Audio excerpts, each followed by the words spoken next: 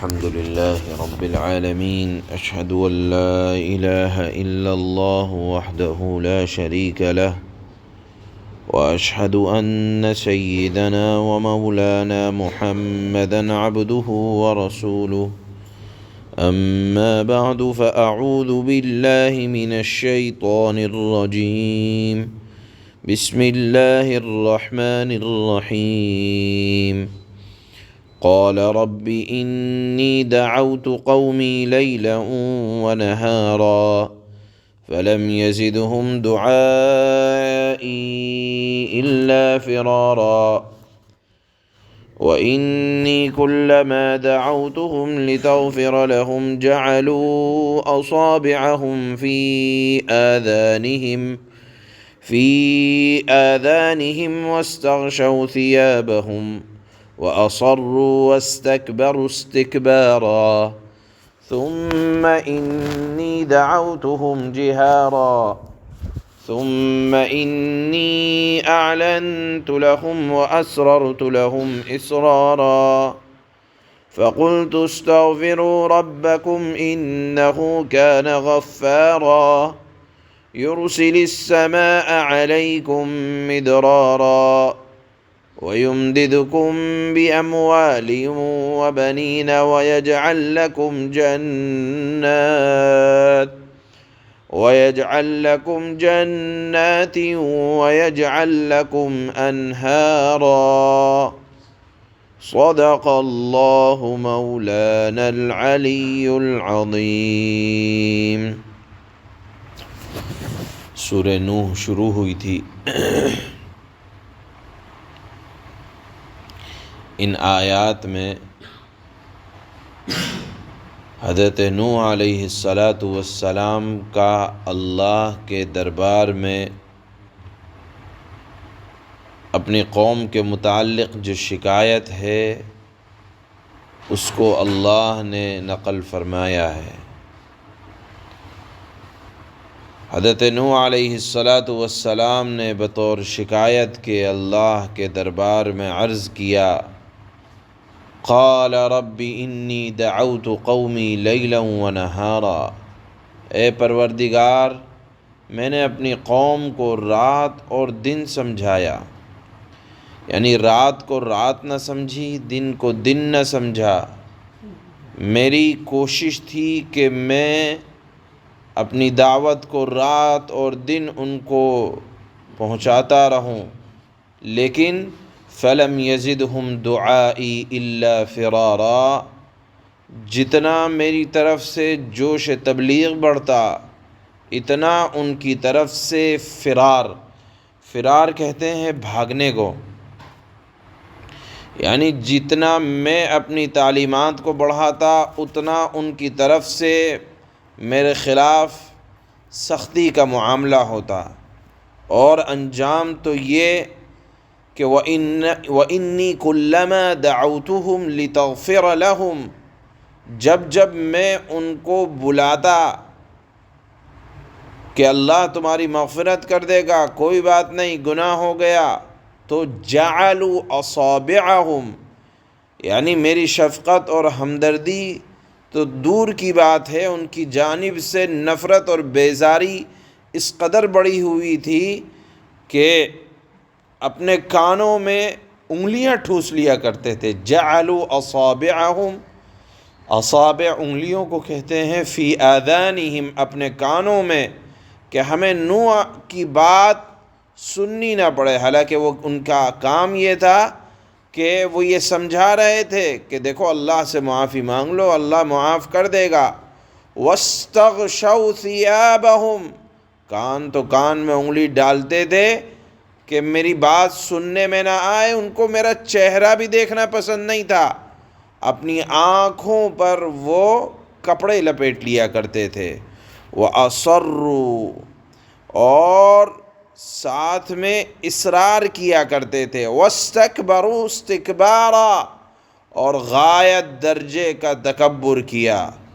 لیکن حضرت نوح فرماتے ہیں میں اس پر رکا نہیں، ثم انی دعوتہم جہارا، میں نے بآواز بلند سمجھایا، ثم انی اعلنت لہم، میں نے ان کو چھپ کر بھی سمجھایا۔ وَأَسْرَرْتُ لَهُمْ إِسْرَارًا، تنہا تنہا ایک ایک کو لے جا کر خفیہ انداز میں نے سمجھایا، اور میں نے کہا فَقُلْتُ اسْتَغْفِرُوا رَبَّكُمْ، تم معافی مانگ لو، استغفار کر لو، اللہ دنیا میں بھی معاف کرے گا، آخرت میں بھی، اور میں بھی تمہارے لیے دعا کروں گا۔ کیوں؟ اِنَّهُ كَانَ غَفَّارًا،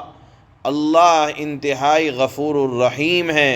اور دیکھو جو تمہارے ہاں حضرت نوح علیہ السلام کے زمانے میں، ظاہر سی بات ہے اللہ کی جب نافرمانی بڑھتی ہے، سب سے پہلے آفت آسمان سے بارشوں کا بند ہونا، بچوں کا ختم ہو جانا، عورتوں کا بانجھ ہو جانا، کھیتیوں میں آفتوں، مصیبتوں، بیماریوں کا پیدا ہونا، یہ اللہ کی ناراضگی کی علامت ہے۔ حضرت نوح علیہ السلام نے بھی فرمایا کہ دیکھو اگر تم استغفار کرو گے، میں تمہیں سمجھا رہا ہوں، اگر تم استغفار کرو گے تو دنیاوی بھی فوائد ملیں گے اور آخرت میں تو اللہ کی رضا ملے گی۔ دنیا کے فوائد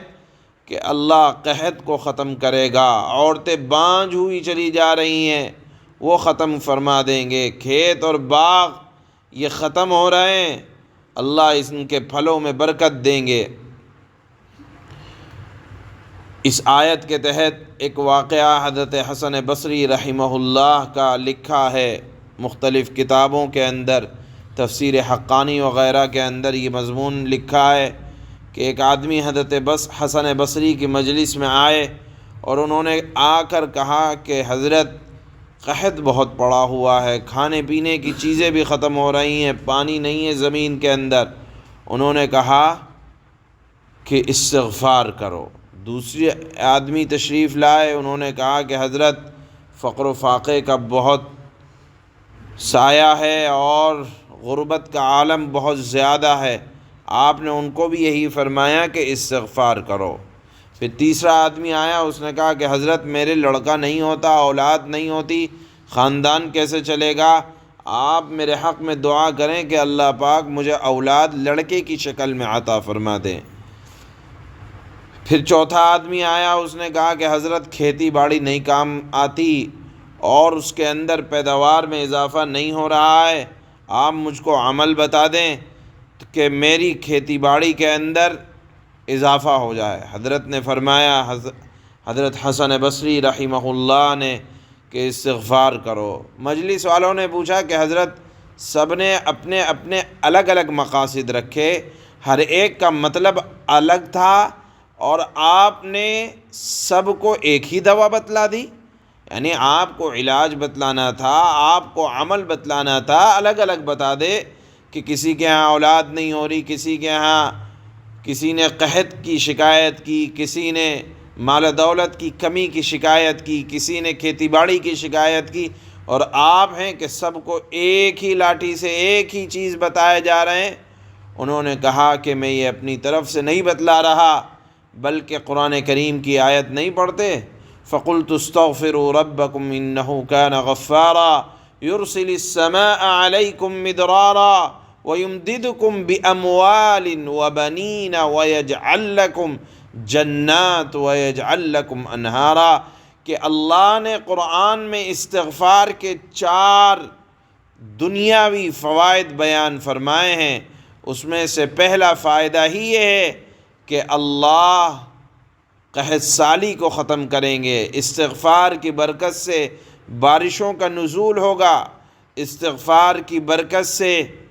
فقر و فاقہ دور ہوگا، استغفار کی برکت سے خاندان ترقی کرے گا، استغفار کی برکت سے کھیتی باڑی کے اندر ترقی ہوگی۔ کہا یہ عمل میں نے اپنی طرف سے نہیں بتلایا، بلکہ قرآن کریم کی آیت میں غور کرنے کے بعد یہ جواب دیا ہے۔ یہ تو دنیاوی فوائد ہیں کہ بارشوں کا نازل ہونا، خاندان کا ترقی کرنا، مال و دولت کی کثرت کا ہونا، اور اسی طرح سے فقر و افلاس کا ختم ہونا، یہ دنیاوی فوائد، اور آخرت میں تو اللہ رب العزت والجلال کی رضا کا حصول۔ لیکن یہاں یہ جان لینا چاہیے کہ استغفار کا مطلب صرف زبان سے استغفر اللہ کہہ دینا کافی نہیں ہے، بلکہ گناہوں سے مخاطب ہو کر اور دل و زبان سے شرمندگی کا اظہار کرتے ہوئے، احساس کرتے ہوئے استغفار کرنا اور گزشتہ گناہوں پر ندامت اور آئندہ نہ کرنے کا عزم، یہ ہے استغفار۔ اور اس کی برکتیں یہ بیان کی گئیں، اور اس کے بارے میں حضرت عبداللہ ابن عباس کی ایک روایت جو رسول اللہ صلی اللہ علیہ وسلم نے فرمائی کہ جو آدمی بھی استغفار کو لازم پکڑ لے گا، حق تعالیٰ اس کے لیے ہر تنگی اور مصیبت میں فراخی اور راحت عطا فرمائیں گے، اور ہر غم سے نجات ملے گی، اور بے گمان روزی عطا فرمائیں گے۔ آدمی کی فکر بھی نہ ہوگی، سوچ بھی نہ ہوگی کہ یہاں سے مجھے روزی مل جائے گی، یہاں سے میرے لیے رزق کے دروازے کھل جائیں گے۔ استغفار کرنے والوں کے لیے ایسی جگہ سے روزی کا انتظام اللہ پاک فرماتا ہے۔ بہرحال حضرت نوح علیہ السلام نے فرمایا کہ دیکھو جو کچھ ہو گیا، تم نے اتنے لمبے زمانے تک میری نافرمانی کی، میں نے کچھ نہیں کہا، اب میں سمجھاتا ہوں کہ گزشتہ پر استغفار کر لو، اللہ سب کچھ تمہیں دنیا میں عطا فرمائیں گے اور آخرت میں اپنی رضا ملے گی۔ لیکن یہاں آپ رک کر ایک بات سمجھیں کہ 950 سال تک سمجھانے کے بعد وہ اللہ کے دربار میں شکایت کر رہے ہیں، دیکھیے اپنی امت کی شکایت کر رہے ہیں، لیکن اسی جگہ ہمارے آپ کے آقا و مولا جناب رسول اللہ صلی اللہ علیہ وسلم نے کبھی اپنی امت کے کارناموں کی شکایت اللہ کے دربار میں نہیں کی کہ اے اللہ میری امت نے ایسا کر دیا، آپ عذاب نازل فرما دیں، کبھی نہیں کہا، بلکہ آخر تک اپنی امت کے بارے میں فکر مند رہے، گویا کہ یہ اللہ کے نبی صلی اللہ علیہ وسلم کی اپنی امت کے ساتھ غایت درجہ محبت۔ دیکھیے غایت درجہ محبت ہر نبی کو اپنی امت کے ساتھ ہوتی ہے، لیکن جو محبت اللہ کے نبی کو اپنی امت کے ساتھ ہے وہ کسی کے ساتھ نہیں ہے۔ اتنا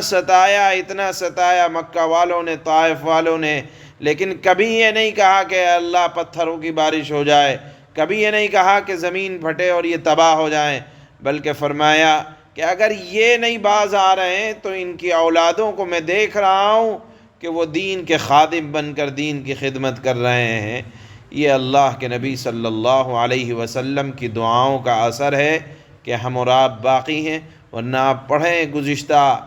انبیاء کی اقوام کے متعلق کہ انہوں نے اللہ کے دربار میں اپنی قوموں کی شکایت کی ہے۔ چنانچہ یہاں اسی شکایت کو جو اللہ کے دربار میں کی حضرت نوح نے، اس کا ذکر اللہ فرماتے ہیں۔ چنانچہ فرماتے ہیں قال رب انی دعوت قومی لیلا ونہارا۔ حضرت نوح علیہ السلام نے اللہ سے کہا میرے پروردگار، میں نے اپنی قوم کو رات دن حق تعالیٰ کے دین کی دعوت دی، لیکن فَلَمْ يَزِدْهُمْ دُعَائِي إِلَّا فِرَارًا، لیکن میری دعوت کا اس کے سوا کوئی نتیجہ نہ ہوا کہ وہ اور زیادہ بھاگنے لگے، جتنا بلایا اتنا دور ہوئے۔ وَإِنِّي كُلَّمَا دَعَوْتُهُمْ لِتَغْفِرَ لَهُمْ جَعَلُوا أَصَابِعَهُمْ فِي آذَانِهِمْ واستغشوا ثيابهم وأصروا واستكبروا استكبارا۔ اور میں نے جب بھی انہیں دین کی دعوت دی تاکہ آپ ان کی مغفرت فرمائیں تو انہوں نے اپنی انگلیاں اپنے کانوں میں ٹھوس لیں، اپنے کپڑوں سے اپنے اوپر لپیٹ لیے کہ شکل پر نگاہ نہ پڑے، اپنی بات پر اڑے رہے اور تکبر کا مظاہرہ کرتے رہے۔ ثم انی دعوتہم جہارا، لیکن میں اس پر باز نہیں آیا کہ میں اپنی دعوت سے رک جاؤں، پھر میں نے انہیں زور زور سے پکار کر دعوت دی۔ ثم انی اعلنت لہم واسررت لہم اسرارا، پھر میں نے ان سے علانیہ بھی بات کی اور چپکے چپکے بھی سمجھایا۔ فقلت استغفروا ربکم انہ کان غفارا، چنانچہ میں نے کہا اپنے پروردگار سے مغفرت مانگو، یقین جانو وہ بہت بخشنے والا ہے۔ یرسل السماء علیکم مدرارا ویمددکم باموال وبنین ویجعل لکم جنات ویجعل لکم انہارا، وہ تم پر آسمان سے خوب بارشیں برسائے گا اور تمہارے مال اور اولاد میں ترقی دے گا اور تمہارے لیے باغات پیدا کرے گا اور تمہاری خاطر نہریں مہیا کرے گا۔ سبحان اللہ۔